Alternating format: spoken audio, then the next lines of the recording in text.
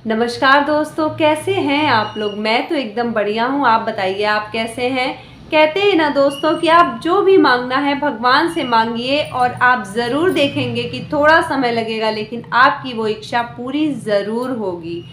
एक बार की बात होती है, एक आदमी रहता है, वो अपने घर जाता है क्योंकि गर्मी की वजह से उसके सर में बहुत दर्द होता है। और वो जब घर पहुंचता है तो वो सोचता है कि चलो खा पी के थोड़ा आराम करूंगा। घर पहुंचता है तो उसकी पूरी फैमिली कहीं बाहर गई हुई थी, कुछ खरीदने गई होगी या कुछ काम रहा होगा। वो घर पे आता है, लेटता है, फ्रिज में से कुछ चीज़ें लेता है, खाता है, पानी पीता है और आराम से सो जाता है। उसके बाद वो उठता है, उसकी नींद खुलती है, 4 बज जाते हैं तो वो कहता है चलो अब तो शाम हो गई है, चलते हैं थोड़ा सा घूम के आते हैं तो थोड़ा सा दिमाग जो है वो सही रहेगा। क्योंकि उसे बहुत टेंशन हो रही थी कुछ चीज़ों को लेकर के, उसके जॉब से रिलेटेड प्रॉब्लम्स चल रही थी। उसके बाद वो बाहर जाता है, उसे एक रिक्शा दिखता है और वो रिक्शे वाले से बोलता है कि तुम मुझे वहाँ तक पहुँचा दो। अब वो रिक्शे वाला कहता है कि हाँ हाँ आइए बिल्कुल।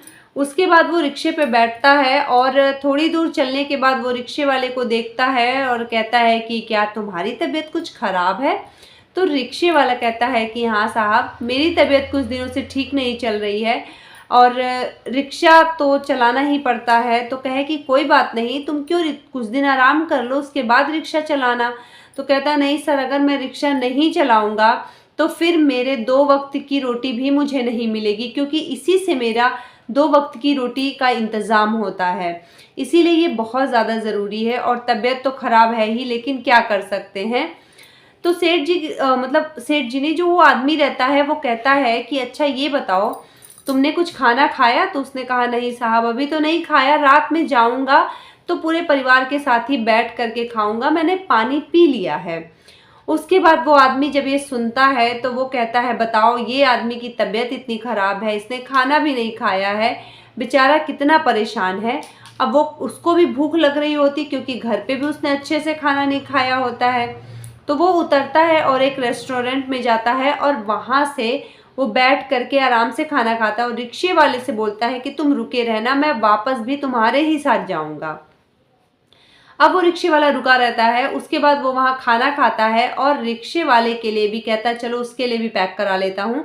छोला और भटूरा वहाँ से पैक कराता है और बगल में ही मेडिकल स्टोर से वो उसके लिए, जो उसने पूछा था कि तुम्हें क्या क्या दिक्कतें हैं, दवा खरीदता है और ले करके आता है और कहता है रिक्शे वाले से, लो ये दवा तुम्हारे लिए है और ये छोले भटूरे तुम्हारे लिए है, तो तुम छोले भटूरे खा के पानी पी लो और ये दवा खा लो, उसके बाद हम चलेंगे।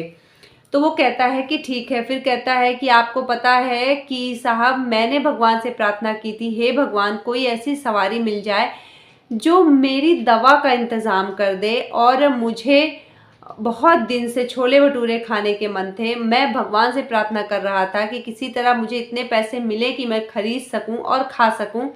और देखिए ना, आप आए और आपने मुझे छोला भटूरा खरीद के दे दिया। अब वो आदमी ये सोचने लगा कि वहाँ पे तो बहुत कुछ थी, पूरी थाली थी, मैंने भी खाया, पूरी थाली खाया, मैंने तो छोला भटूरा नहीं खाया, लेकिन मैंने उसके लिए छोला भटूरा ही क्यों पैक करवाया। तभी वो कहता है कि इसका मतलब ऊपर वाला कहीं तो है, क्योंकि उतने सारे सामान में से मैंने सिर्फ छोले भटूरे पे ध्यान दिया, क्योंकि इसका बहुत दिन से खाने का मन था, इसे भगवान से मांग रहा था, तो भगवान ने मुझे भी इतनी बुद्धि दी कि मैं छोले भटूरे ही खरीदूं और उसे ले जा कर के दूं। अब वो इंसान भी सोचता है कि भगवान तो है और अगर हम उससे मांगेंगे या अपनी टेंशन्स कहेंगे तो हमारी टेंशन कम हो जाएगी। अब वो आदमी रिक्शे वाले के साथ अपने घर तक जाता है और उसे पैसे देता है, लेकिन वो कहता नहीं साहब, आपने दवा दे दिया, खाना दे दिया, अब हमें पैसे नहीं चाहिए। लेकिन तभी भी उनके ज़बरदस्ती करने पे वो रिक्शे वाला रख लेता है, क्योंकि वो बहुत ईमानदार रहता है।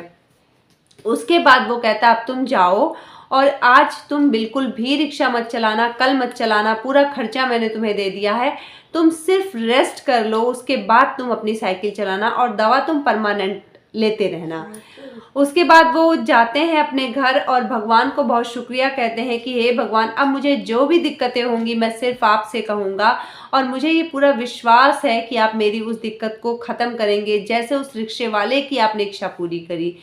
तो दोस्तों, कैसी लगी आपको ये स्टोरी ज़रूर बताइएगा और चैनल को ज़रूर सब्सक्राइब कर दीजिएगा और भगवान पे भरोसा रखते हुए अपनी ज़िंदगी को आगे बढ़ाते जाइएगा। मिलते हैं आपसे अगली स्टोरी के साथ। नमस्कार, जय श्री राम।